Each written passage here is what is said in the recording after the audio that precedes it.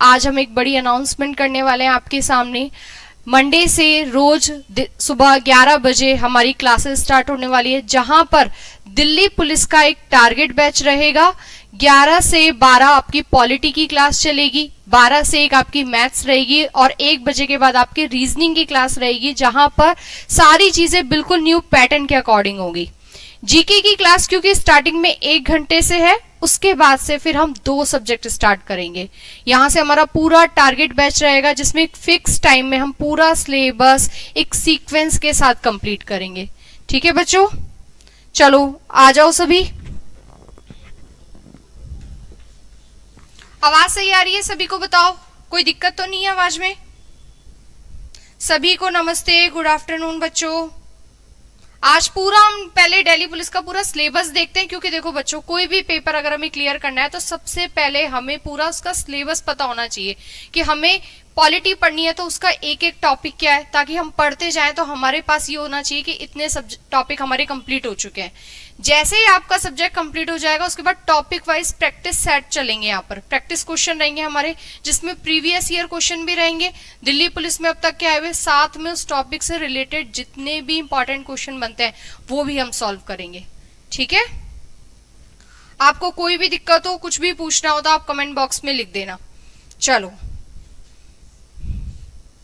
देखो स्टार्ट करते हैं हम। सबसे पहले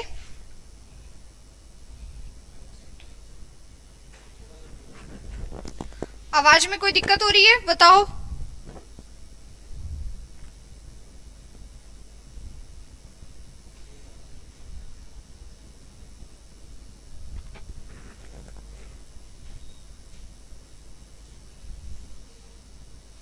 चलो देखो,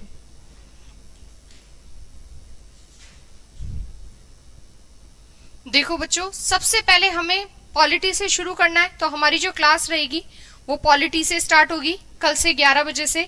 देखो हमें क्या क्या पढ़ना है और कैसे कैसे पढ़ना है।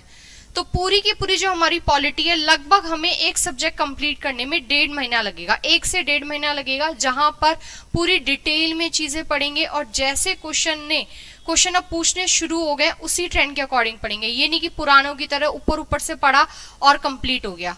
फिर सबसे बड़ी बात ये भी आती है कि अगर हम पॉलिटी की बात लेते हैं तो बच्चों को बस ये लगता है कि प्रीएम्बल पढ़ दिया, फंडामेंटल राइट पढ़ दिया, प्रेसिडेंट पढ़ दिया, सुप्रीम कोर्ट पढ़ दिया, ठीक है, डीपीएसपी पढ़ दिया और हमारी पॉलिटी हो गई खत्म।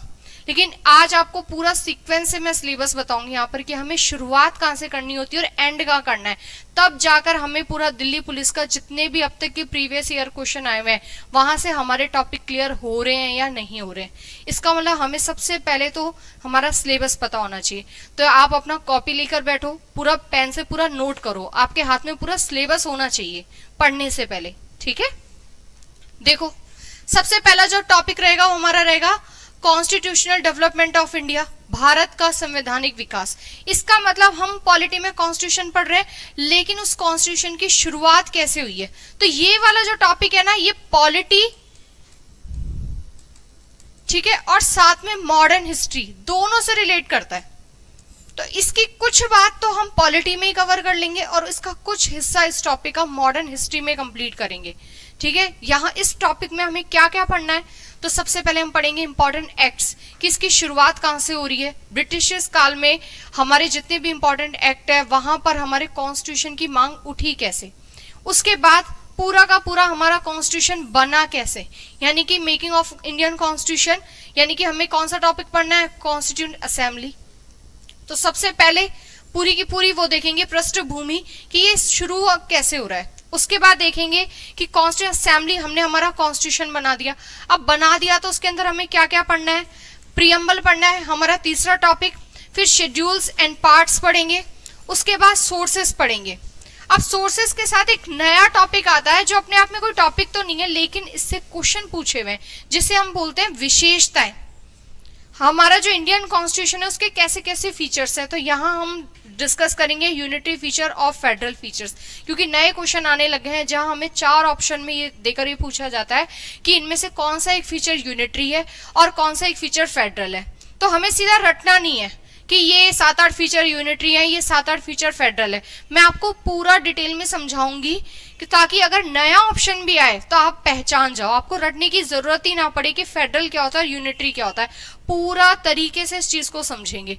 तो ये वाला जो टॉपिक है ये अपने आप में एक नया टॉपिक है, ठीक है भाई। ये सारे टॉपिक तो आपने पढ़े हुए हैं, अगर आपने पहले से पढ़ा हुआ है तो कहीं ना कहीं आपने ये सारी चीजें पढ़ रखी हैं, लेकिन ये वाला टॉपिक बच्चे छोड़ देते हैं, कॉन्स्टिट्यूएंट असेंबली से शुरू करते हैं। लेकिन इससे पहले भी एक टॉपिक है, ये वाला टॉपिक है वो इसी टॉपिक से जुड़ा हुआ है, ठीक है। पहले हमें किसी भी चीज का एक बेस पता होना चाहिए। हम पॉलिटी पढ़ रहे हैं लेकिन वो उसकी भी तो अपने आप में एक हिस्ट्री है। तो ये जो टॉपिक है ये मॉडर्न हिस्ट्री से रिलेट करता है, ठीक है। तो ये एक नया टॉपिक है, ये करेंगे। आप जब बैठ रहे हो इस वीडियो को देख रहे हो तो सबसे पहले आपके दिमाग में होना चाहिए कि मैं दिल्ली पुलिस की तैयारी कर रहा हूं तो मुझे सिलेबस पता होना चाहिए। अगर आपको अपना सिलेबस ही याद नहीं है तो इसका मतलब अभी आप बहुत पीछे हो, क्योंकि टिप्स पे सिलेबस होना चाहिए कि मैंने क्या क्या पढ़ लिया, मुझे क्या क्या पढ़ना है, ये क्वेश्चन पूछा हुआ है तो ये किस टॉपिक से पूछा हुआ है। तो जरूरी नहीं है कि सिर्फ उस क्वेश्चन की एक्सप्लेनेशन कर ली, वो पूरा का पूरा टॉपिक कवर करेंगे हम यहाँ से, ठीक है। तो देखो ये 5 टॉपिक हो गए यहां तक पॉलिटी के। उसके बाद सीक्वेंस में हमें आगे क्या पढ़ना है पॉलिटी के अंदर, तो रीऑर्गेनाइजेशन ऑफ स्टेट, राज्यों का पुनर्गठन पढ़ेंगे, यानी कि पूरे के पूरे भारत का एकीकरण कैसे हुआ, यूनिफिकेशन कैसे किया हमने। देश आजाद हो गया लेकिन अभी भी देश में राज्य और यूटी तो है ही नहीं। पूरे भारत में ये जो 28 स्टेट और 8 यूटी बने हैं तो इसकी शुरुआत कहां से हुई है, वो सारी चीज हम इस टॉपिक में कवर करेंगे। उसके बाद भारत में सरकार का रूप कैसा है, तो देखो ये एक नया टॉपिक है अपने आप में कि भारत में जो सरकार है, गवर्नमेंट है, वो कैसी गवर्नमेंट है। तो भारत में पार्लियामेंट्री गवर्नमेंट है। क्या होती है पार्लियामेंट्री गवर्नमेंट? भारत में प्रेसिडेंशियल गवर्नमेंट नहीं है, भारत में अध्यक्षात्मक सरकार नहीं है, लेकिन सेमी प्रेसिडेंशियल अर्ध अध्यक्षात्मक सरकार है। तो हमें इन शब्दों का मतलब पता होना चाहिए, इसके बारे में पूरी डिटेल पता होनी चाहिए, ताकि अगर स्टेटमेंट वाले भी सवाल आए तो हम वहां बिल्कुल नहीं रुके। तो सिर्फ फैक्ट ही नहीं पढ़ने हैं आपको फैक्ट के साथ साथ क्या कवर करना है, न्यू पैटर्न के अकॉर्डिंग स्टेटमेंट कवर करने हैं। और स्टेटमेंट वाले सवाल बच्चों तभी ठीक होते हैं जब आपका पूरा टॉपिक क्लियर होता है। आपने कुछ भी पढ़ा और वो पूरा पढ़ दिया तो अब कैसा भी उसमें स्टेटमेंट बनकर आ जाए कभी कोई दिक्कत नहीं होगी। लेकिन आपने सीधा डेट रट ली, आर्टिकल याद कर लिए, ठीक है, आर्टिकल की मेन हेडिंग याद कर ली, आपको अंदर की आर्टिकल की एक्सप्लेनेशन ही नहीं पता और वहां क्वेश्चन आ गया स्टेटमेंट में। तो न्यू पैटर्न यहाँ पर क्या कह रहा है, वो बताना चाह रहा है कि आप अपने पढ़ने का यहाँ पर तरीका चेंज करो यहाँ पर, ठीक है। तो एक नया टॉपिक और हमें क्या पढ़ेंगे, हम यहाँ से गवर्नमेंट, जिसे हम आर्टिकल से पहले शुरू करेंगे। इसका मतलब अगर आपने ये टॉपिक पढ़ दिया तो आपका पॉलिटी का पूरा बेस बन गया। आर्टिकल शुरू होंगे उसके बाद। अब यहां से हमारे आर्टिकल शुरू हो जाएंगे जहां पर हम पूरी की पूरी हमारी यूनियन एंड टेरिटरीज पढ़ेंगे, ठीक है। सिटीजनशिप, हमारी फंडामेंटल राइट, डीपीएसपी और फंडामेंटल ड्यूटीज, यानी कि आर्टिकल 1 से लेके 51A तक हमें क्या करना है, पूरा कवर करना है। उसके बाद president, vice president, prime minister, council of minister और अटॉर्नी जनरल, यानी कि ये पूरा का पूरा हिस्सा किसके अंदर आता है, एग्जीक्यूटिव के अंदर आता है। जो दिल्ली पुलिस में बिल्कुल सिंपल क्वेश्चन पूछा हुआ है कि एग्जीक्यूटिव कार्यपालिका आर्टिकल कहां से कहां तक आती है, तो ये जितनी भी चीजें लिखी हुई हैं ये सब किस में आती है, कार्यपालिका एग्जीक्यूटिव में आती है। इसका मतलब कहां से कहां तक, 52 से 78, यानी कि सिलेबस से ही आपका एक क्वेश्चन निकल गया। यहां से आपको ऊपर से पता चल गया कि ये सारी चीजें एग्जीक्यूटिव के अंदर आती है और एग्जीक्यूटिव कहां से कहां तक काम करती है, तो 52 से लेकर 78 तक काम करती है, ठीक है। अब हमें कैसे पता चलेगा कि आंसर यही करना है हमें, नया क्वेश्चन पूछेगा तो कैसे पूछेगा, सुनो। ये पूरा का पूरा जो लिखा हुआ है बच्चों ये पार्ट 5 में लिखा हुआ है, ठीक है। हमारे आज के टाइम पे कितने पार्ट्स हैं, 25 पार्ट्स हैं। तो शुरुआत में पार्ट 1, 2, 3, 4 और 4A, यहां तक तो ये आर्टिकल कवर हो गए। उसके बाद आता है पार्ट 5 और पार्ट 5 के अंदर बच्चों 5 चैप्टर आते हैं। 5 चैप्टर में से जो पहला चैप्टर होता है वो होता है एग्जीक्यूटिव, यानी कि पहले चैप्टर के अंदर आता है 52 से लेकर 78। सेकंड चैप्टर के अंदर आता है पार्ट 5 के ही अंदर 5 चैप्टर होते हैं। तो आपसे सिर्फ हमें ये याद नहीं रखना कि पार्ट 5 है वो आर्टिकल 52 से लेकर 151 तक आता है, नहीं, इसके अंदर भी तो डिटेल है। तो पार्ट 5 में चैप्टर होते हैं 5, जिसमें से पहला चैप्टर होता है कार्यपालिका एग्जीक्यूटिव, जो आर्टिकल 52 से लेकर 78 तक आता है। चैप्टर 2 में आता है पूरा का पूरा हमारा लेजिस्लेचर, पार्लियामेंट वाला, जो कहां से कहां तक हो जाएगा, 79 से लेकर 122 तक, यहां तक हमारी पार्लियामेंट खत्म हो गई। चैप्टर 3 के अंदर एक ही आर्टिकल आता है, आर्टिकल 123, जहां प्रेसिडेंट की लेजिस्लेटिव पावर होती है, इसका मतलब ऑर्डिनेंस आता है। चैप्टर 4 में आता है सुप्रीम कोर्ट और चैप्टर 5 में आता है कैग। तो 124 से लेकर 147 और 148 से लेकर 151, तो यहां तक हमें क्या करनी है, चीजें बहुत डिटेल में पढ़नी है। यानी कि हमारा जो पॉलिटी वाला पोर्शन है उसमें टॉपिक तो बहुत सारे हैं, लेकिन आर्टिकल 1 से लेकर 151 तक की तो हमें पूरी डिटेल पता होनी चाहिए, कि यहां से अगर स्टेटमेंट वाला सवाल आ जाए तो हमारा बिल्कुल भी गलत नहीं हो। ठीक है, उसके आगे देखो, क्या यहीं तक पॉलिटी खत्म हो जाती है? तो नहीं, इसके आगे भी हमें क्या क्या पढ़ना होता है, हमारी संसद, पार्लियामेंट, सुप्रीम कोर्ट, साथ में हमें PIL जनहित याचिका, यहां से भी क्वेश्चन आते हैं, जिसकी शुरुआत भारत में PN भगवती ने कर रखी है। तो हमें ये टॉपिक इसी से जुड़ा हुआ है, अलग से कुछ नहीं है। लेकिन अगर आपने अपने सिलेबस में मेंशन करा है और गलती से भी अगर आपको लगा कि मैंने पूरा पढ़ लिया और आपने अपना सिलेबस चेक कर लिया, तो आपको पता रहेगा कि मैंने पब्लिक इंटरेस्ट लिटिगेशन वाला टॉपिक तो कवर किया ही नहीं, और यहाँ से क्वेश्चन आ गया और फिर पता चला कि सुप्रीम कोर्ट पढ़ दिया, हाई कोर्ट पढ़ दिया, और PIL का तो क्वेश्चन ही सॉल्व नहीं हुआ हमसे, और यहाँ से क्वेश्चन आया हुआ है, प्रीवियस ईयर में पूछा हुआ है। तो इसका मतलब जब हम सुप्रीम कोर्ट पढ़ेंगे तब हम साथ में PIL भी पढ़ेंगे। फिर पढ़ेंगे हम कैग वाला टॉपिक, नियंत्रक एवं महालेखा परीक्षक। ठीक है, उसके बाद हमें क्या पढ़ना है डिटेल में, उसके बाद हम पहले पार्ट 6 पे नहीं जाएंगे, क्योंकि पार्ट 6 से आते हैं कम क्वेश्चन। तो देखो, सिलेबस के साथ साथ हमें यह भी देखना है कि अगर हम पॉलिटी पढ़ रहे हैं तो ज्यादा क्वेश्चन किस टॉपिक से पूछे हुए, इसका मतलब उसको पढ़ना है डिटेल में और उसको पढ़ना है पहले, उसके बाद फिर हम कैसे टॉपिक आगे के कवर करेंगे। तो इससे पहले हमें पहले सेंटर स्टेट रिलेशन पढ़ना है, इमरजेंसी पढ़ना है और कॉन्स्टिट्यूशनल अमेंडमेंट पढ़ने इंपॉर्टेंट, जहां से ज्यादा चांसेस है। तो सीक्वेंस भी हमारा यही रहेगा पढ़ते टाइम। उसके बाद हम पढ़ेंगे छोटा सा गवर्नर, CM, ठीक है, स्टेट लेजिस्लेचर, हाई कोर्ट, और फिर हमारी जो लोकल सेल्फ गवर्नमेंट है यानी कि पंचायत और नगर पालिका वाला टॉपिक कंप्लीट करेंगे। तो ये टॉपिक भी हमारा इंपॉर्टेंट, जिसे हमें नहीं छोड़ना है। इसके बाद हमें क्या क्या पढ़ना है, इंपॉर्टेंट कमीशंस, जिसमें हम इलेक्शन कमीशन पढ़ेंगे, UPSC पढ़ेंगे, ठीक है, हमारा जो ह्यूमन राइट कमीशन है, वुमेन कमीशन है, महिला आयोग, मानवाधिकार आयोग, ये सारे आयोग कंप्लीट करेंगे। साथ ही हम लोकपाल भी कंप्लीट करेंगे, इसे नहीं छोड़ना है। नीति आयोग और योजना आयोग भी पढ़ेंगे, और साथ में हमारा जो राजभाषा आयोग है, यहाँ से भी दिल्ली पुलिस में क्वेश्चन पूछा हुआ है। तो ऑफिशियल लैंग्वेज जो कमीशन है, तो ज्यादातर बच्चे क्या करते हैं, बस इलेक्शन कमीशन पढ़ लिया, UPSC पढ़ लिया, ह्यूमन राइट कमीशन पढ़ लिया, फाइनेंस कमीशन पढ़ लिया, वित्त आयोग पढ़ लिया और हमारे कमीशन कंप्लीट हो गए। नहीं, हमें लोकपाल भी पढ़ना है, हमें नीति आयोग भी पढ़ना है और हमें राजभाषा आयोग भी पढ़ना है। ठीक है, तो देखो, उसके बाद और हमें क्या पढ़ना है पॉलिटी में, हमारे जितने भी राष्ट्रीय प्रतीक चिन्ह है वहां से भी क्वेश्चन आ रखे हैं पेपर में। तो ये वाले टॉपिक भी नहीं छोड़ने हैं। बच्चे क्या करते हैं, शुरू का पढ़ा और हो गई पॉलिटी कंप्लीट, सिलेबस ही नहीं पता होता, और फिर बाद में बोलते हैं पेपर आने के बाद कि ये क्वेश्चन आ गया, पेपर टफ आ गया, इस तरह से क्वेश्चन पूछा हुआ है। क्वेश्चन बिल्कुल भी सिलेबस से बाहर नहीं है। गलती हमारी होती है कि हम सिलेबस कंप्लीट ही नहीं करके जाते। 100 में से हम सिलेबस कंप्लीट करके जाते हैं 60% बस। ठीक है, ज्यादा से ज्यादा अगर बच्चे पढ़ रहे हैं तो 70% पढ़ के जाते हैं। लेकिन अगर यहाँ कंप्लीट करना है तो आपको सिर्फ पूरे पेपर में 4 या 5 ही क्वेश्चन ऐसे देखने को मिलेंगे जो बिल्कुल अलग होंगे और वो सबके लिए नए होंगे, और सिलेक्शन होने के लिए वो 4-5 क्वेश्चन कभी भी नहीं रोकते।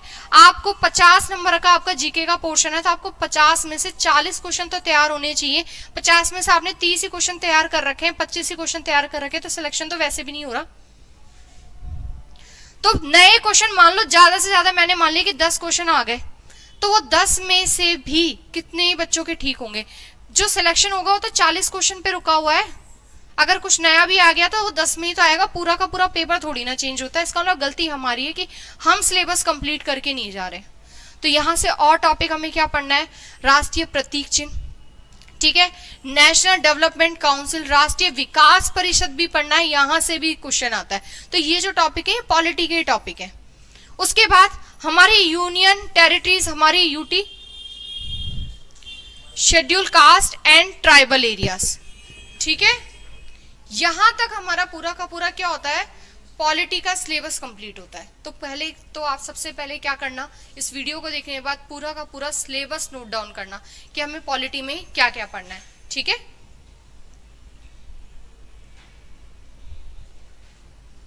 अभी बेटा सारे सब्जेक्ट के बारे में बताऊंगी, सबसे पहले पॉलिटी वाला कवर किया हमने, ठीक है। तो देखो ये हमने पूरा पॉलिटी का सिलेबस देखा। अब हम इससे रिलेटेड कुछ क्वेश्चन देखते हैं कि प्रीवियस ईयर में क्वेश्चन कैसे पूछे हुए हैं। आज की वीडियो में आपको पूरा सिलेबस डिस्कस करूंगी, हिस्ट्री का भी, ज्योग्राफी का भी, लास्ट में इकोनॉमी का भी देखेंगे कि हमें उसके अंदर क्या क्या पढ़ना होता है, करंट अफेयर में हमें क्या क्या करना है। आपकी करंट अफेयर की भी क्लासेस रहेंगी, लेकिन वो डेली नहीं रहेंगी करंट अफेयर की क्लासेस। करंट अफेयर की क्लासेस हम ऐसे शुरू करेंगे कि टॉपिक वाइज हमने स्पोर्ट्स पढ़ दिए, हमने एनवायरनमेंट का एक टॉपिक कंप्लीट कर दिया, करंट अफेयर से रिलेटेड जितने भी क्वेश्चन बनते हैं, स्टेटमेंट वाले भी क्वेश्चन होंगे क्योंकि पैटर्न चेंज हो चुका है। तो अब से हमें करंट अफेयर वो शॉर्ट में नहीं पढ़ने हैं, करंट अफेयर्स हमें 4 स्टेटमेंट के अकॉर्डिंग भी पढ़ने हैं। तो दिल्ली पुलिस के अलावा अगर आपका कोई और दूसरा पेपर भी है तो वो वहां पर भी आपके लिए हेल्पफुल होगी वो वीडियो, ठीक है। चलो देखो कैसे कैसे क्वेश्चन पूछे हुए हमारे पेपर में। तो सबसे पहले अगर हमने प्रीवियस ईयर क्वेश्चन देख लिए हैं तो हमें ये समझ में आ गया है कि हमारे पेपर के लिए हमें क्या क्या पढ़ना है और कितना पढ़ना है।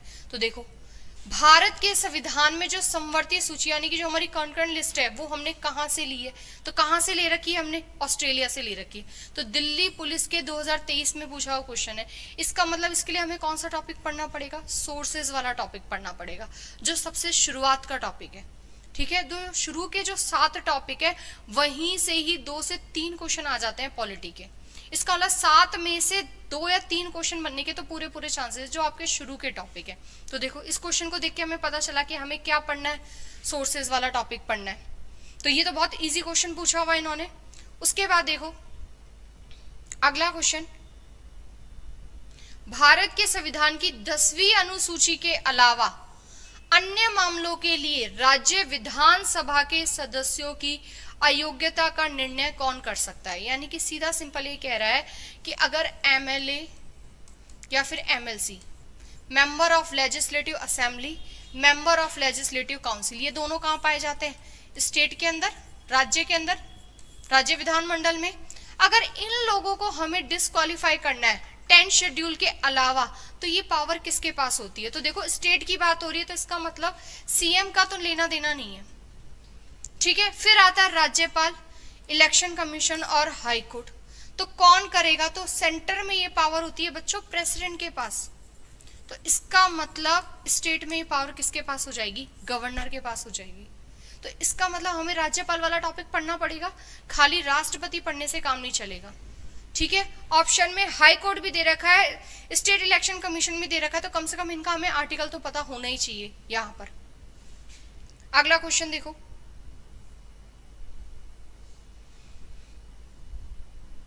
निम्नलिखित में से कौन भारत के राष्ट्रपति के चुनाव में भाग नहीं लेता है। ये भी दिल्ली पुलिस 2023 में सबसे ज्यादा आपके पास क्वेश्चन है, वो बिल्कुल लेटेस्ट वाले दिखाए हमने आपको। ये भी नहीं कि चलो 2017 में क्या पूछा है, 2020 में नहीं, 2023 के अकॉर्डिंग देखो कि क्वेश्चन कैसे कैसे पूछे हुए। तो देखो यहाँ पर इसने सीधा पूछा कि कौन पार्टिसिपेट नहीं कर रहा है। तो हमें पता है कि प्रेसिडेंट के इलेक्शन में कौन पार्टिसिपेट करता है, तो बोथ हाउसेस पार्लियामेंट के दोनों सदन के सारे इलेक्टेड मेंबर्स। तो पहली बात तो ये देख लो कि कहीं नॉमिनेटेड नहीं लिखा हुआ, तो सारी जगह इलेक्टेड निर्वाचित लिखा हुआ है, ठीक है। लोकसभा लिखा हुआ है, सही बात है। राज्यसभा लिखा हुआ है, सही बात है। लेजिस्लेटिव असेंबली यानी कि एमएलए पार्टिसिपेट करते हैं, तो ये स्टेटमेंट भी ठीक हो गया। यहाँ पर कौन नहीं करता, तो state legislative council, Vidhan Parishad के मेंबर चाहे नॉमिनेटेड हो चाहे इलेक्टेड हो वो शामिल ही नहीं होते हैं। तो यहाँ इसने क्या करा, इलेक्टेड डाल दिया क्वेश्चन को ट्रिकी करने के लिए। सिंपल ऑप्शन भी डाल सकता था तब भी आंसर करेक्ट हो जाता, लेकिन नहीं, उसने बच्चे को कहां फंसा दिया कि चारों ऑप्शन में क्या है, इलेक्टेड है, नॉमिनेटेड है ही नहीं, अब ढूंढो। तो यहां बच्चा फंसता है पहले और दूसरे ऑप्शन में। तो इसका आंसर क्या हो जाएगा, लेजिस्लेटिव काउंसिल के इलेक्टेड मेंबर्स। लेजिस्लेटिव काउंसिल के कैसे भी मेंबर शामिल नहीं होते, चाहे वो इलेक्टेड हो और चाहे वो नॉमिनेटेड हो। तो यहां से हमें क्वेश्चन का लेवल पता चलता है कि कैसे कैसे क्वेश्चन पूछे हुए। उसके बाद देखो अगला सवाल, भारत के संविधान का निम्नलिखित में से कौन सा अनुच्छेद सैन्य और अकादमिक, यानी कि आपको एजुकेशन और मिलिट्री के अलावा छोड़कर भारतीय राज्य द्वारा कोई उपाधि प्रदान किए जाने से निषेधित करता है, आपको रोकता है। यानी कि सीधा वो पूछ रहा है कि हमें जो टाइटल मिलता है वो एजुकेशन में मिलता है और मिलिट्री में मिलता है। तो ये बात एग्जैक्ट कौन से आर्टिकल में लिखी हुई, तो देखो 10, 15, 18, 1 और 20। तो पहली बात अबॉलिशन ऑफ टाइटल्स आता है 18 आर्टिकल 18 में। लेकिन यहाँ एक बात समझो, इसने 18(1) भी डाल रखा है। मान लो ऑप्शन में 18(2) आ जाता और 18(3) भी होता, तब ये भी तो हो सकता था। तो इसका मतलब हमें अगर आर्टिकल पढ़ना है तो उस आर्टिकल के अंदर के डिटेल का भी पूछना है, क्योंकि बच्चों एसएससी जीडी के अंदर 19(1)(d) इस तरह तक के भी ऑप्शन डाल रखे थे। जब एसएससी जीडी में पूछ रहा है तो दिल्ली पुलिस का पेपर तो उससे ऊपर लेवल का है, तो खाली आर्टिकल 19(1) याद करने से काम थोड़ी ना चलेगा। 19(1) का ABCDEFG तक पूरा पता होना चाहिए। इसका अलावा आर्टिकल 18 पढ़ रहे हैं तो 18 का 1 भी पता होना चाहिए, 2 भी पता होना चाहिए, 3 भी पता होना चाहिए, 4 भी पता होना चाहिए हमें साथ में। तो जरूरी थोड़ा है 2020 में जो पूछा हुआ है अब जो पेपर होगा उसमें भी इतना ही सिंपल क्वेश्चन पूछेगा नहीं। टाइम चेंज हो चुका है तो पेपर का लेवल भी तो चेंज हो चुका है यहाँ तक। तो देखो, तो यहाँ हमें क्वेश्चन देखने से क्या पता चला कि कैसे कैसे क्वेश्चन पूछे हुए। अब उसके बाद अगला देखो, ज्योग्राफी में, ज्योग्राफी के अंदर क्या क्या पढ़ना है। तो सबसे पहले आपको पॉलिटी के अंदर समझ में आया कि क्या क्या सिलेबस होते हैं।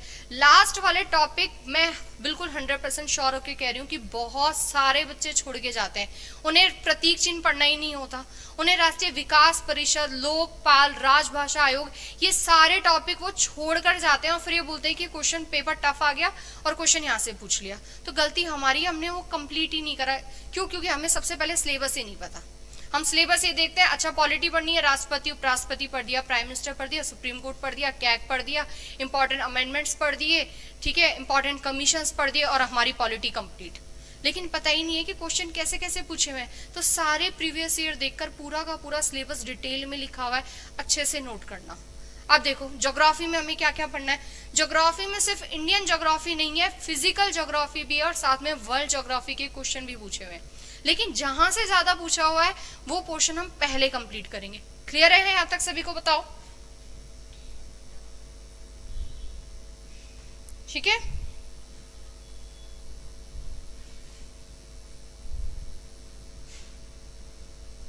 देखो सबसे पहले हम ज्योग्राफिकल फीचर्स देखेंगे। ज्योग्राफिकल फीचर्स, अब ये टॉपिक दिखने में हमें सिर्फ एक लाइन में खत्म हो रहा है, बहुत बड़ा टॉपिक है। ज्योग्राफिकल फीचर्स का मतलब क्या समझ रहे हो आप? कि सबसे पहले भारत वर्ल्ड में लोकेट कहाँ करता है, ठीक है, लैटिट्यूड कहाँ है, लॉन्गिट्यूड कहाँ है, भारत को हमने कितने भागों में बांटा है, तो 5 वहां पर हम फिजिकल डिवीजन करते हैं। हमें हिमालय भी पढ़ना है, हमें उत्तर भारत के मैदान नॉर्दर्न प्लेन्स भी पढ़ने हैं, हमें वेस्टर्न घाट भी पढ़ना है, पश्चिमी घाट, पूर्वी घाट, ईस्टर्न घाट भी पढ़ना है, हमें सारी पूरे भारत की हिल्स पढ़नी है, पूरे भारत के अंदर स्थित पासेस, दर्रे पढ़ने हैं, पूरे भारत के अंदर स्थित घाटियां, वैलीज भी पढ़नी है हमें, ठीक है। पूरे भारत के अंदर जितनी भी हमारे यहाँ पर आइलैंड है वो वाला टॉपिक कवर करना है। हमारा पूरा का पूरा जो कोस्टल एरिया है, चाहे वो वेस्ट का हो चाहे ईस्ट का हो, वो सब पढ़ना है। यानी कि आपको हिमालय पढ़ना है, उत्तर मैदान के प्रदेश पढ़ने हैं, सारी पहाड़ियां, सारे पठार पढ़ने हैं, पूरा का पूरा हमारा जो पश्चिमी तट है, ठीक है, वेस्टर्न घाट वाला हिस्सा, पूर्वी तट वाला हिस्सा है, वो पढ़ना है और साथ में आइलैंड भी पढ़ने हैं। हमें लक्षद्वीप और अंडमान निकोबार तक पढ़ना है, तब जाकर ये एक टॉपिक कंप्लीट होता है। तब जाकर हमें यहाँ से श्योर है कि एक क्वेश्चन यहीं से ही आएगा और 2 भी आ सकते हैं। तो पहला ही टॉपिक इतना इंपॉर्टेंट है जो बहुत डिटेल में चलेगा। तो ज्योग्राफी में पूरा का पूरा मैपिंग का खेल है, ठीक है। तो ज्योग्राफी पूरा मैपिंग के साथ करेंगे यहाँ पर, क्योंकि मैप से क्या होता है, चीजें सीधा लिखने से हमें इतनी याद नहीं रहती, वो ऐसा लगता है जैसे हम हिस्ट्री पढ़ रहे हो। ज्योग्राफी में पूरा अगर हमने मैप से पढ़ गया तो हमें याद रहेगा कि ये चीज हमने यहाँ लिखी थी, इस कोने में लिखी थी, नीचे मेंशन की थी। अगला टॉपिक देखो, हमें रिवर्स, नदियां भी पढ़नी है, झील भी पढ़ने, जलप्रपात भी पढ़ने, बांध परियोजना भी पढ़नी है और साथ में नहरें भी पढ़नी है। यानी कि एक जल संसाधन से हमारे अंदर कितने टॉपिक निकले हुए हैं। देखो सिर्फ ये नहीं कि नदियां पढ़ दी और खत्म, उसने नदियां पूछी नहीं, उसने नहरें पढ़ ली और बांध परियोजना पढ़ ली, तब पूछ ली तब। इसका मतलब एक ही टॉपिक के अंदर अंदर कितने छोटे छोटे टॉपिक हमें कवर करके चल रहे। अगला टॉपिक देखो, सॉइल पढ़ना है, मृदा, वनस्पति, जलवायु, क्लाइमेट पढ़ना है। यहाँ ये बहुत इंपॉर्टेंट टॉपिक है, जलवायु वाला, क्लाइमेट वाला, ठीक है, यहां से क्वेश्चन पूछा हुआ है। फिर हमें मिनरल्स पढ़ने हैं, हमारा ट्रांसपोर्ट, परिवहन, हमारे क्रॉप्स, ठीक है, पूरा फसल वाला, रबी की फसल, खरीफ फसल, कोई फसल में रोग लग रहा है तो उस फसल से जुड़ी हुई नई योजना जो करंट में चल रही है वो भी लिखवाई जाएगी। इसका मतलब अगर ज्योग्राफी से रिलेटेड आपका कोई करंट का इश्यू भी चल रहा है उसको कवर करेंगे। पॉलिटी में कोई नया अमेंडमेंट हो रहा है, वाइस प्रेसिडेंट का इलेक्शन हो रहा है तो नया कौन बन रहा है, कैसे कैसे इलेक्शन होता है, वो सारी चीज करंट से रिलेट करके भी पढ़ाई जाएंगी। तो उसे चाहे अब आप पॉलिटी का क्वेश्चन मानो और चाहे उसे करंट का क्वेश्चन मानो, ठीक ऐसे ही ज्योग्राफी में कवर करके चलेंगे। तो ज्योग्राफी में सारे टॉपिक बिल्कुल सीक्वेंस से लिखे हुए हैं, ठीक है। उसके बाद देखो और क्या क्या पढ़ना हमें, तो हमारे elephant reserve, tiger reserve, Ramsar site है, हमारे बायोस्फीयर रिजर्व, यूनेस्को हेरिटेज जो साइट होती है, यूनेस्को हेरिटेज लिस्ट के अंदर नए कौन से आ गए वो सारा पढ़ना है। ये एक पूरा एक सेपरेट टॉपिक हो गया। उसके बाद हमारे न्यूक्लियर पावर प्लांट्स, ये वाला टॉपिक भी बच्चे छोड़ के चले जाते हैं। ये महाराष्ट्र नहीं है, महारत्न करनिया, ठीक है। 14 महारत्न कंपनियां जिनको पहले नवरत्न बोला जाता था, 2010 से ये कंपनियां क्या बन गई हैं, महारत्न कंपनियां बन गई हैं। जनसंख्या, जहां से एक क्वेश्चन फिक्स रहता ही रहता है, ठीक है, जनसंख्या यानी कि हमें पूरी की पूरी जनगणना सेंसस वाला टॉपिक यहीं कवर करना है इसी के साथ, तो ये टॉपिक बहुत इंपॉर्टेंट हो गया। उसके बाद अब ये जो नीचे वाले टॉपिक है फिर बच्चे छोड़ देते हैं, बस यहीं तक पढ़ के उनको क्या लगा कि हमने क्या पढ़ ली, ज्योग्राफी पढ़ ली और हमारी कंप्लीट। इसमें से भी टॉपिक छोड़ देते हैं यहां तक भी जहां तक मैं बोल रही हूँ, तो इसका मतलब पहले ही पेपर से बाहर हो, तो पहले ही ये बोलने की जरूरत नहीं है पेपर टफ है। जब पूरा सिलेबस ही नहीं पढ़ा, आपने सिलेबस ही नहीं पता, पढ़ोगे तो तब ना।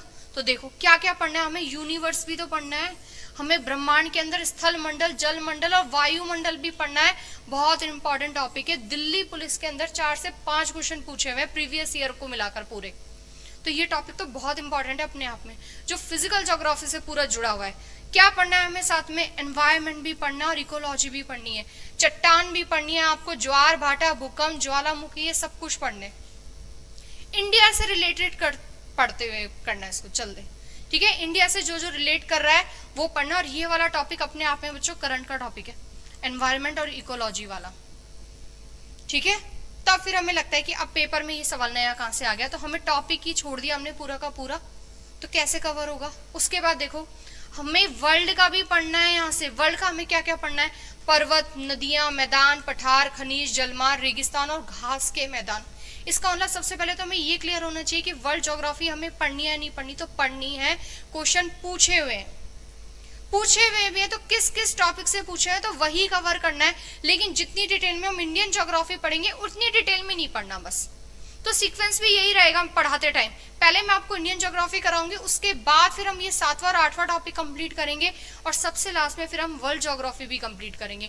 Main river side cities, mineral के लिए कोई स्पेशल जगह, प्रमुख पर्वत हैं, जो पठार हैं, घास के मैदान है, रेगिस्तान है, उनके नाम कौन सा किस से रिलेट करता है, वो सारा कवर करना है। तो ये पूरा यहाँ तक हमारा ज्योग्राफी का सिलेबस कंप्लीट होता है, ठीक है।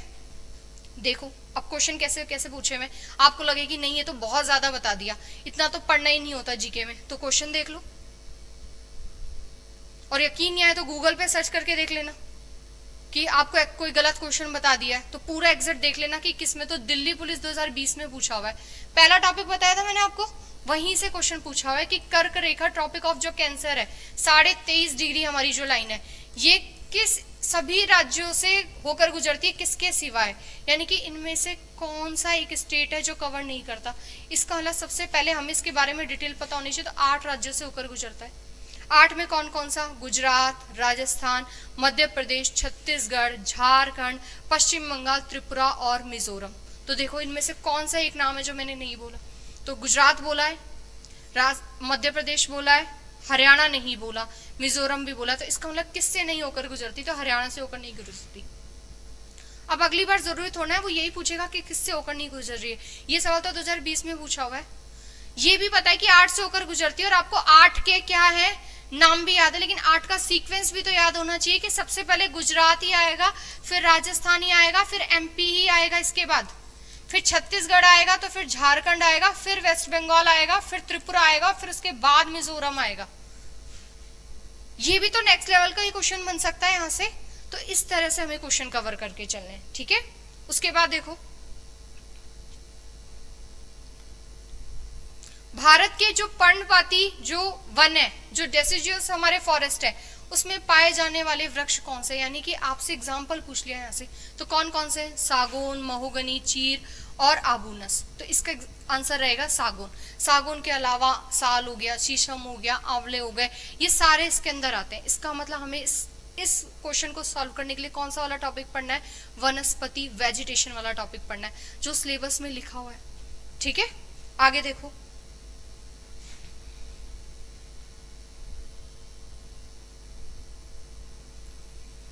भूमध्य रेखा के शोभ सीमा पर वायु का तापमान कितना होता है। अब ये वाला क्वेश्चन पता है आपको कहां से पूछा हुआ है, ब्रह्मांड वाले टॉपिक से पूछा हुआ है, ठीक है। तो इसमें देखो, शोभ सीमा क्या होती है, ये कि वायु का तापमान यहाँ पर कितना होता है, जो पृथ्वी की सबसे निचली परत होती है, ठीक है, वहां से। तो इसका आंसर हम यहाँ पर क्या याद रखेंगे कि -80 डिग्री सेल्सियस के आसपास, ठीक है। तो ये याद रखना। आगे देखो, निम्नलिखित में से कौन सी प्रायद्वीपीय नदी पश्चिम की ओर बहती है।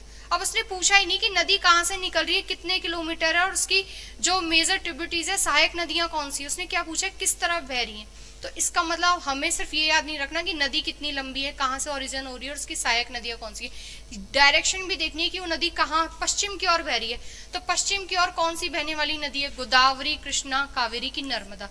तो इसका आंसर हो जाएगा नर्मदा। लेकिन क्या नर्मदा ही बहती है, अगली बार पूछे तो नर्मदा के साथ तापी नदी भी ऐसी है जो कहां पर बहती है, वेस्ट की तरफ आके गिरती है। अगर हम इंडिया का मैप देखें तो नर्मदा और तापी नदियां दोनों इस तरफ वेस्ट की तरफ आके बहती हैं, जबकि बाकी सारी नदियां जो ज्यादातर है वो कहां जाती है, बे ऑफ बंगाल, बंगाल की खाड़ी, यानी कि इस तरफ ईस्ट की तरफ बहती है,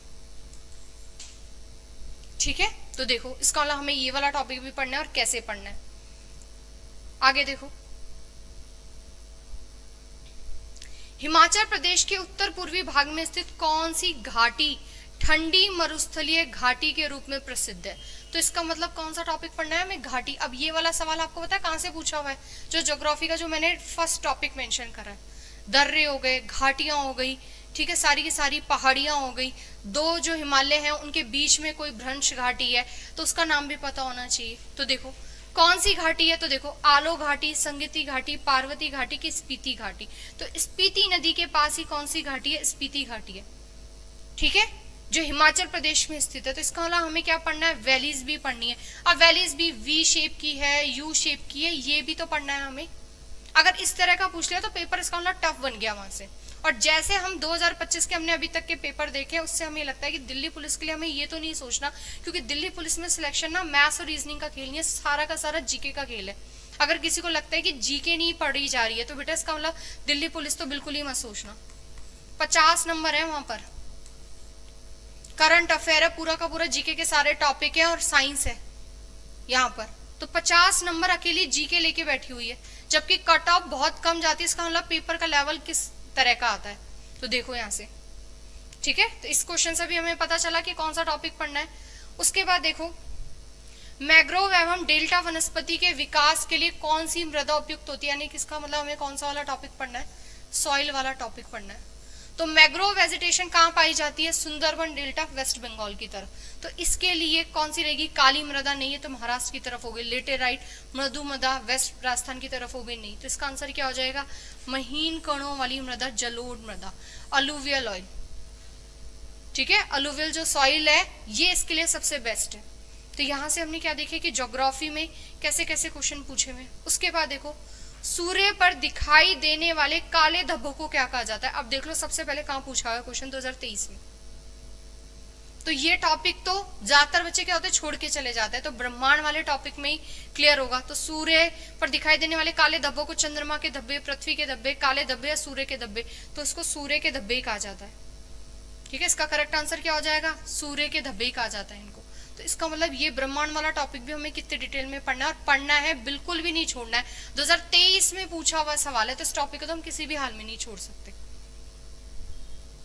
ठीक है, आगे देखो, कोरोमंडल का जो मैदान है वो भारत की किस डैश दिशा में स्थित है? पूर्वी, उत्तरी, पश्चिमी और दक्षिणी।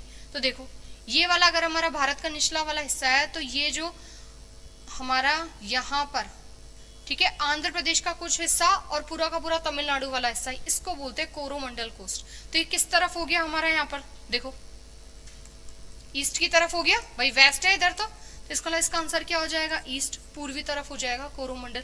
तो ये भी ज्योग्राफी का जो पहला टॉपिक है वहीं से बनता है ये सवाल।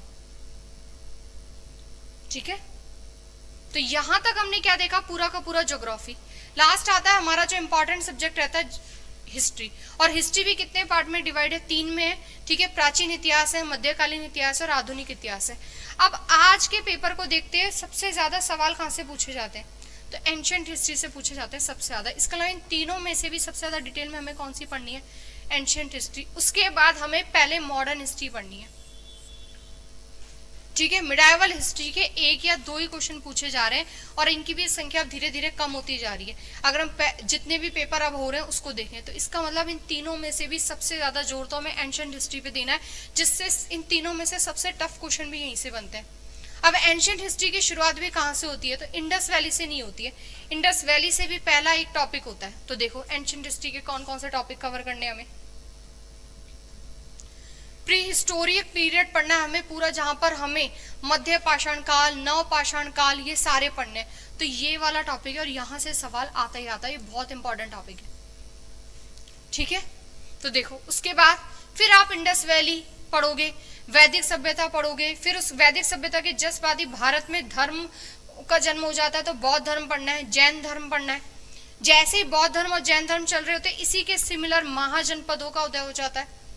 ठीक है, तो ये वाले टॉपिक हो गए। सारी चीजें बिल्कुल सीक्वेंस से लिखी हुई है, कुछ उल्टा सीधा नहीं है। पढ़ते टाइम भी होना चाहिए कि ये नहीं कि बीच में से कोई सा भी टॉपिक उठाया और कंप्लीट कर दिया। हर चीज कैसे जुड़ी हुई है वो कंप्लीट करना है हमें। उसके बाद देखो क्या क्या पढ़ना है हमें एंशिएंट हिस्ट्री के अंदर ही। मगध साम्राज्य पढ़ना है हमें पूरा का पूरा। ठीक है, मगध के साथ ही जब मगध का उत्थान हो रहा था, तब भारत पर अलेक्जेंडर का भी तो अटैक हो रहा था, तो सिकंदर का भारत पर आक्रमण हो रहा है।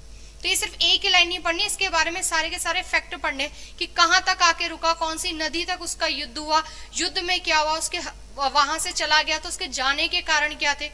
ठीक है, फिर उसके बाद मौर्य साम्राज्य, क्योंकि अगर सिकंदर चला गया तो किसका उत्थान हो गया? मौर्य साम्राज्य। मौर्य के बाद साथ साथ ब्राह्मण में साम्राज्य चला गया, यहाँ पर स्टार्ट हो गया। शक और कुषाण आ गए बीच में। उसके बाद आता है गुप्त साम्राज्य, यानी कि उत्तर मौर्य काल में हमें ये सारी चीजें पढ़नी है। फिर गुप्त साम्राज्य, गुप्त साम्राज्य के बाद उत्तर गुप्त काल में हमें पुष्यभूति वंश, यानी कि हमें हर्षवर्धन पढ़ना है। ठीक है, हर्षवर्धन का काल जैसे ही खत्म होगा तो भारत में इसका मतलब उस समय राजपूत काल शुरू हो जाएगा।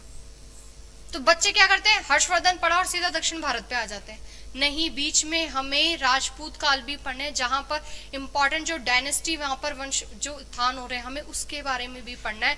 उसके बाद आएंगे हम दक्षिण भारत के राजवंश पर, चोल, चालुक्य, पल्लव, हमें उसके बाद पढ़ने हैं यहाँ पर। फिर लास्ट में हमें क्या पढ़ना है?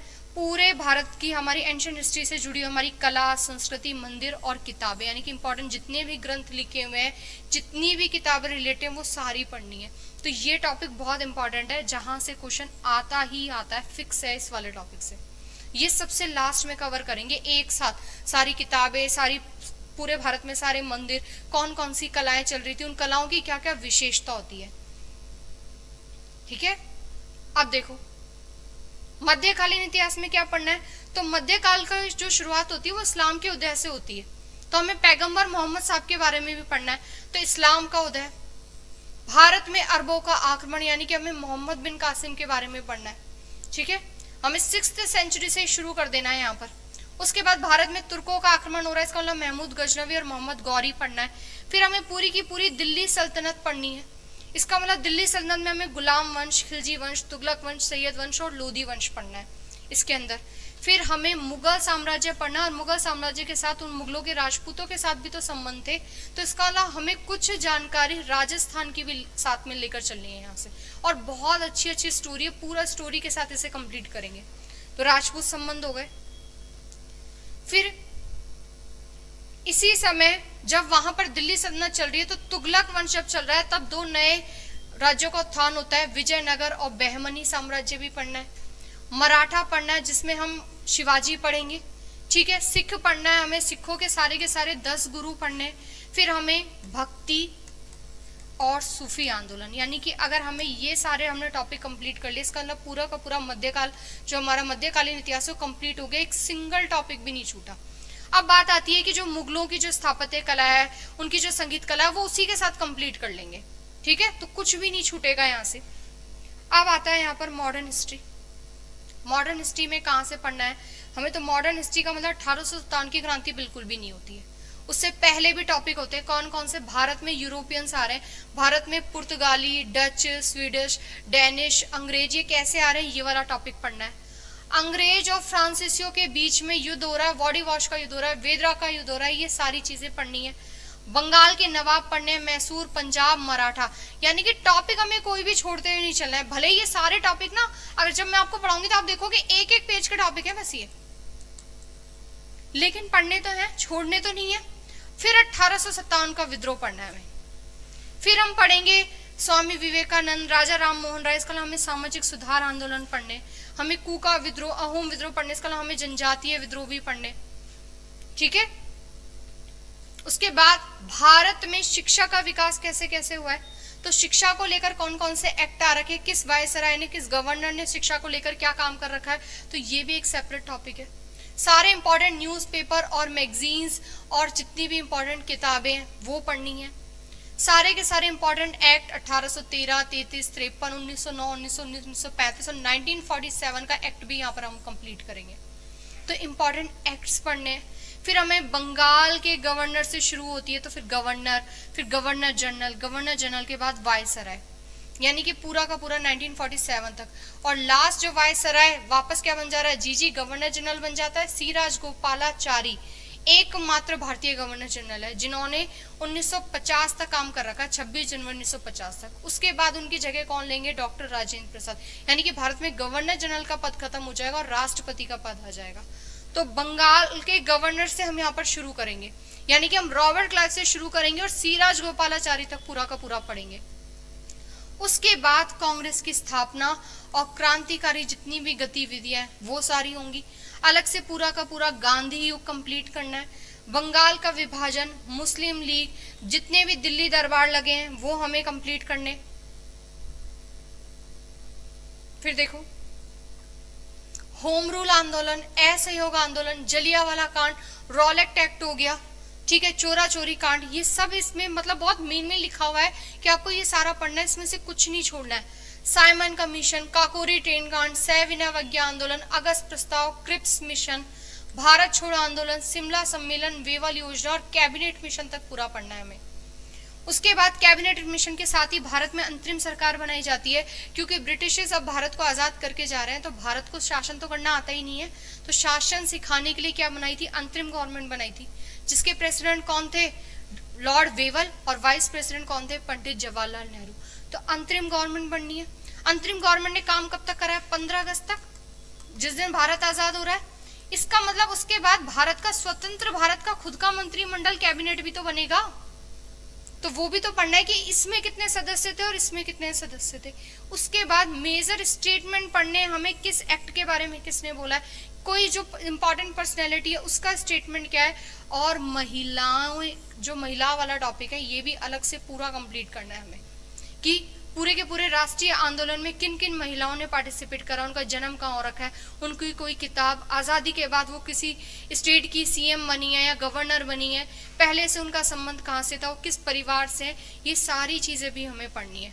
तो आपको सिलेबस देखकर तो ये लगा होगा कि इतना सारा पढ़ना है, तो पढ़ना तो इतना ही सारा है, क्योंकि 50 नंबर की बात है वहाँ पर।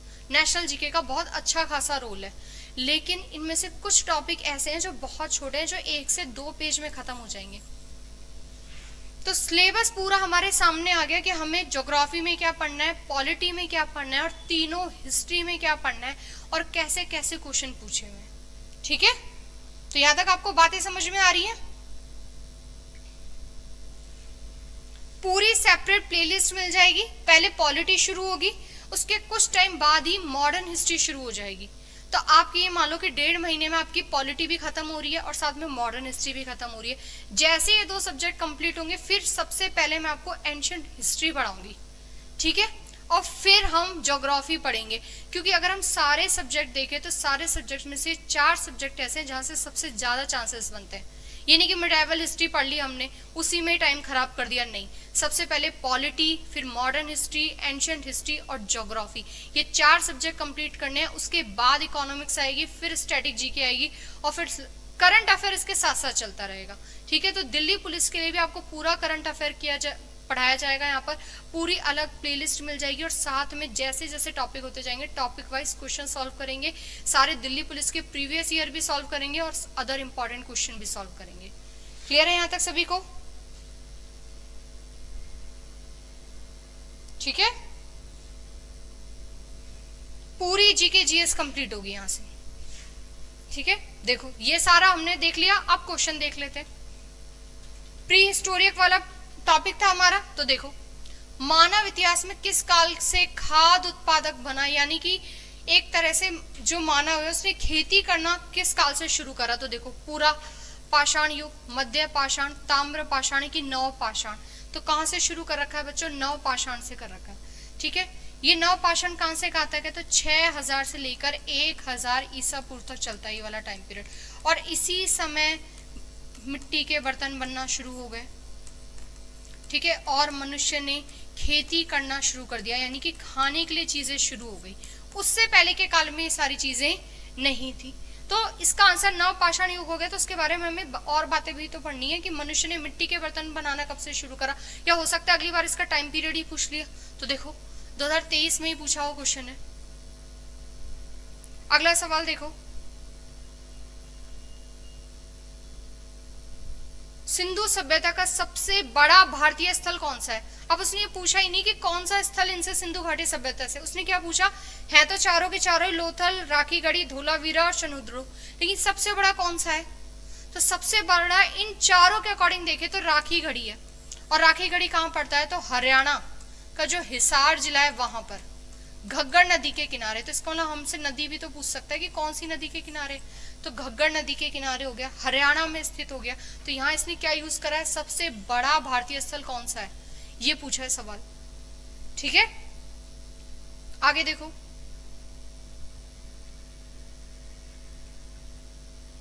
वर्ण व्यवस्था को सही ठहराने के लिए प्राचीन भारत के ब्राह्मणों द्वारा ऋग्वेद के किस सूक्त का प्रयोग किया गया है? इसका मतलब इसके लिए हमें वैदिक सभ्यता वाला टॉपिक कंप्लीट करना है।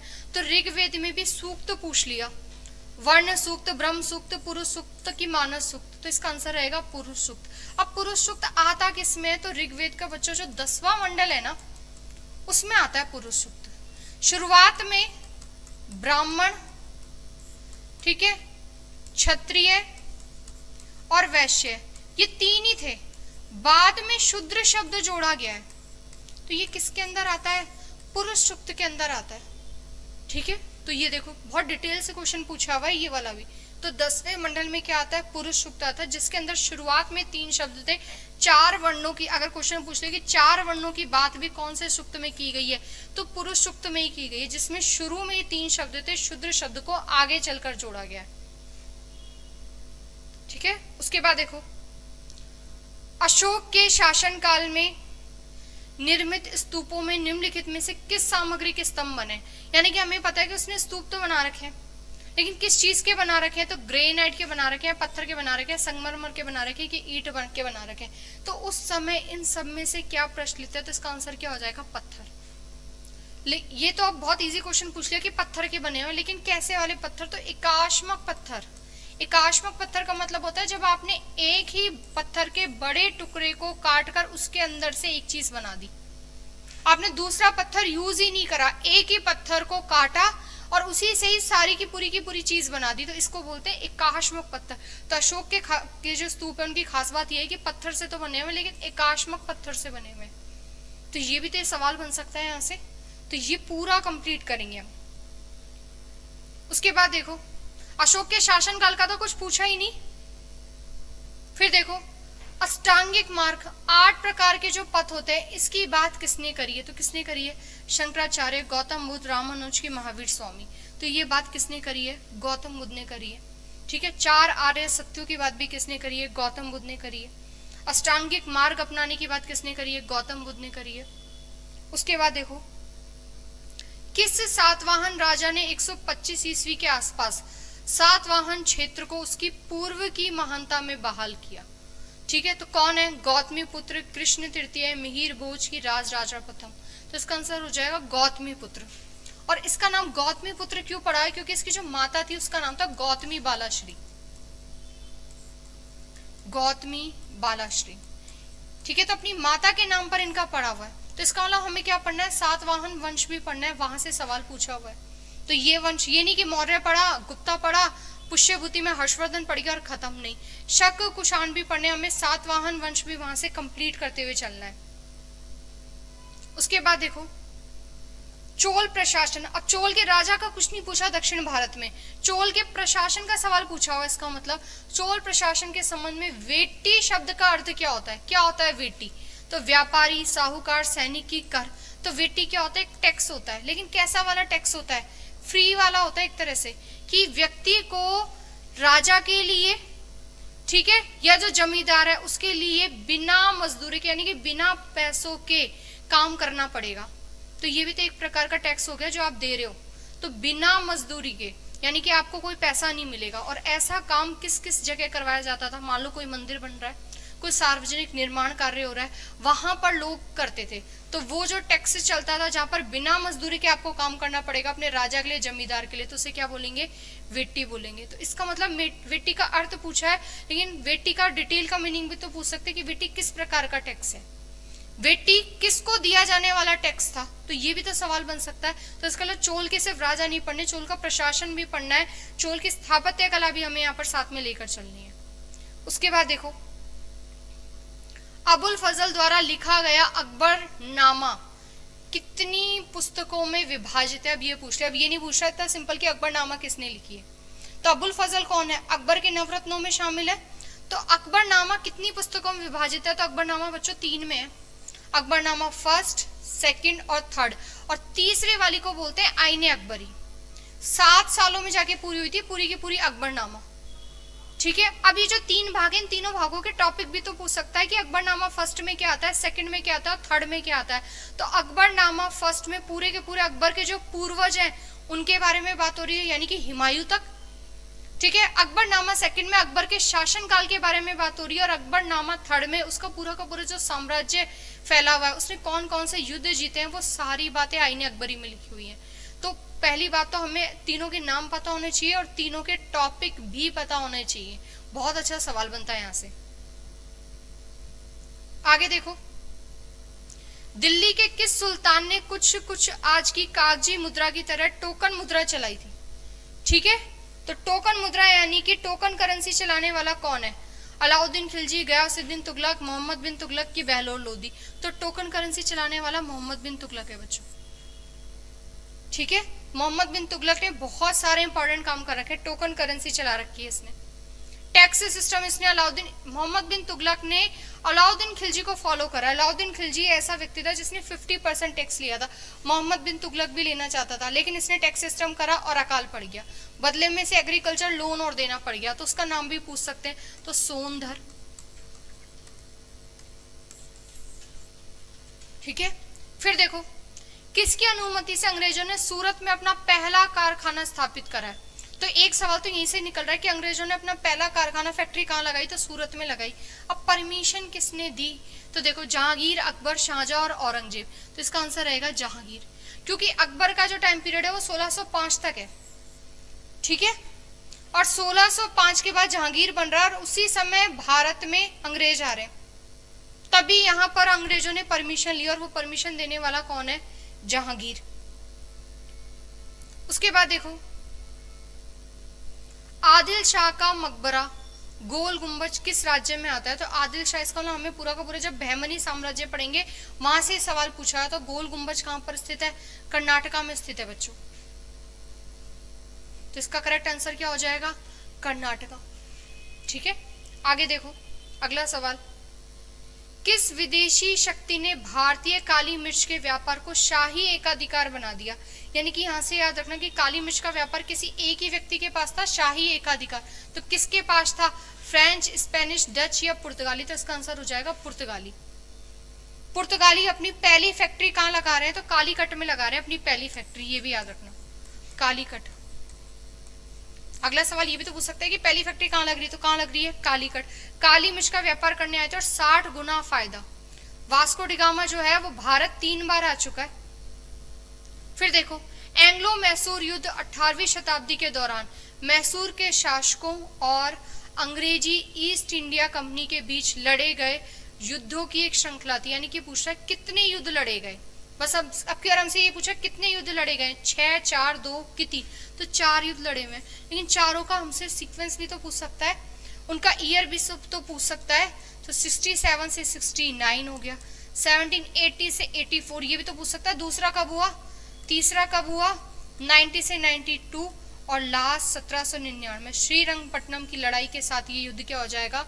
समाप्त हो जाएगा, जहां पर टीपू सुल्तान मारा जाएगा। इसके अलावा हमें टीपू सुल्तान, उसके पिता हैदर अली के बारे में भी पढ़ना है। फिर देखो, अहोम विद्रोह 1828 यानी कि मॉडर्न हिस्ट्री का क्वेश्चन। अहोम विद्रोह 1828 का नेतृत्व निम्नलिखित में से किसने किया? फोंड सावंत, भगत, जवाहरमल, गोमधर कुंवर की अचल सिंह। तो अहोम विद्रोह किससे जुड़ा है? पहली बात तो असम, ठीक है, वहां पर अहोम वंश था, उनका जो राजकुमार था वो था गोमधर कुंवर। तो इसका जो किया है वो किसने किया? गोमधर कुंवर ने। ब्रिटिश शासन के खिलाफ था। वर्तमान में ये जगह पड़ती है बच्चों बांग्लादेश में, ठीक है। अहोम विद्रोह की जो वर्तमान में जगह पड़ती है वो पड़ती है बांग्लादेश में। इसका अलावा हमें जो विद्रोह है वो भी तो पढ़ने, कुका आंदोलन पढ़ना है हमें, ठीक है। खेती के खिलाफ जो नील खेती का विद्रोह किया गया वो पढ़ना है हमें, अहोम विद्रोह पढ़ने। तो ये पूरा का पूरा एक सेपरेट टॉपिक है। उसके बाद देखो, रानी लक्ष्मीबाई का विवाह किससे हुआ था? तो 1857 की क्रांति से जुड़ा हुआ टॉपिक है। तो रानी लक्ष्मीबाई का विवाह किससे हुआ है? महाराजा गंगाधर राव से हो रखा है, ठीक है। उनको हेल्प करने वाले, आर्थिक हेल्प करने वाले कौन थे? तात्या टोपे थे उस समय। तो रानी लक्ष्मीबाई का क्वेश्चन पूछा हुआ है। आगे देखो, निम्नलिखित में से किस समाज सुधारक ने रामकृष्ण मिशन की स्थापना कर रखी है? स्वामी दयानंद, व्रजानंद, विवेकानंद और श्रद्धानंद। तो रामकृष्ण की स्थापना स्वामी विवेकानंद ने कर रखी है, क्योंकि इनके गुरु का नाम क्या था? रामकृष्ण परमहंस। अब ये तो पूछ लिया कि स्थापना किसने कर रखी है। अगली बार ये भी तो पूछ सकता है कि रामकृष्ण मिशन की स्थापना है वो कब हो रखी है? तो 1 मई 1897। जगह भी तो पूछ सकता है कहाँ हो रखी है, तो ये कहाँ हो रखी है? वेलूर में,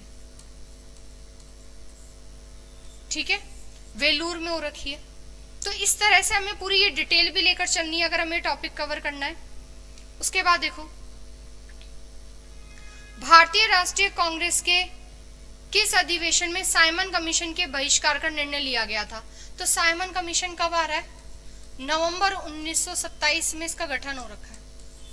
और हर साल दिसंबर में क्या होते थे? कांग्रेस के सेशन होते थे। तो जो सेशन दिसंबर 1927 में हुआ होगा वहां इसका बहिष्कार किया होगा। तो देखो कौन सा सेशन था? पूना, बंबई, इलाहाबाद की मद्रास। तो इसका आंसर हो जाएगा मद्रास अधिवेशन। तो इसका अलावा हमें कांग्रेस के अधिवेशन, कांग्रेस की स्थापना के साथ साथ उसके सारे इंपॉर्टेंट क्या कवर करने? अधिवेशन। किस किस अधिवेशन में किस किस का बहिष्कार किया गया? स्वराज शब्द कब यूज करा? पहली बार कांग्रेस के किस अधिवेशन में महिलाएं शामिल हुई? कादम्बनी गांगुली ने कब एड्रेस करा? जनगण मन कब गाया गया? वंदे मातरम कब गाया गया? कांग्रेस का पहला विभाजन कब हुआ? कांग्रेस के पहले युवा अध्यक्ष? कितनी महिलाएं कांग्रेस की अध्यक्षा बनी? महात्मा गांधी एक ही बार बने हैं। सबसे लंबे समय तक अध्यक्ष बनने वाले कौन है? त्रिपुरी संकट क्या था? ठीक है, कांग्रेस ने के कौन से अधिवेशनों में प्रजामंडल आंदोलनों को सपोर्ट किया गया? तो ये सारे सवाल बनते हैं कांग्रेस के अधिवेशन से। उसके बाद अगला सवाल देखो, एनी बिसेंट को फेबियन समाजवादी बनने के लिए किसने प्रभावित किया था? George Bernard Shaw, Sigmund Freud, Arthur Miller और चार्ल्स टर्नर।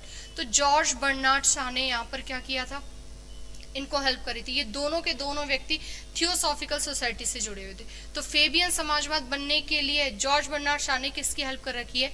एनी बेसेंट की। तो देखो एनी बेसेंट का कोई सिंपल क्वेश्चन नहीं पूछा हुआ यहाँ से, जॉर्ज बर्नार्ड शॉ का नाम पूछा हुआ है, ठीक है। तो इसका मतलब ये सारे टॉपिक देखकर हमें लगता है, हमें पता चला कि पहली बात तो हमारा सिलेबस क्या है, कैसे कैसे टॉपिक पूछे हुए, उस क्वेश्चन से अगली बार नया सवाल कैसे बन सकता है वो पूरा का पूरा कवर करेंगे।